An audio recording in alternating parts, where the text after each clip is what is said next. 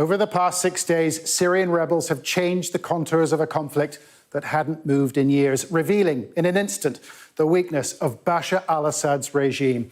A coalition of rebel groups are now on the offensive. We've marked them in green. Government-controlled areas, we've marked them in red. Starting from a pocket under their control called Idlib, the rebels are moving out. They've captured the country's second-largest city, Aleppo, and they are moving south towards the city of Hama. That's significant. Hama, on the main highway leading to the capital, Damascus. The rebels also attacking Kurdish groups, seen here in yellow. The Kurds now trying to evacuate a city called Tel Rifat that is completely surrounded now by rebel groups.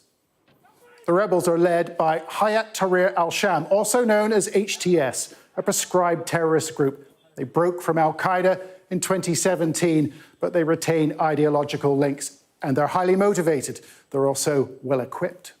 Groups like HTS have spent the last several years preparing for this offensive. They've been training their forces. They're extremely well equipped. They have tanks. They have armored personnel carriers, entire fleets of them. They're armed with anti-tank guided missiles, air defense systems. So this is a force that has spent years preparing for this. And we're just starting to see the consequences of that preparation. The civil war began 13 years ago when anti-government protests were crushed by Assad's forces. Moderates were sidelined or killed. Foreign fighters and foreign countries were drawn in.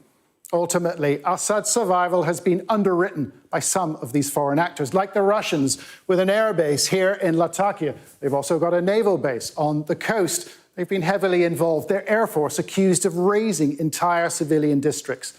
Then there's Iran providing troops and training and the support of some of its proxies like Hezbollah, based in Lebanon, also militia groups based in Iraq. Several of these militias now deploying fighters to try and prop Assad up.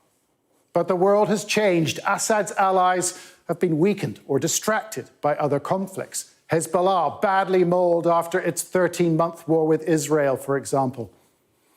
And Assad's got another problem. Syria is poor, the government corrupt, the population oppressed by his own regime, young men forcibly conscripted into the army. Internal collapse may represent a greater threat than 30,000 rebel troops moving southwards.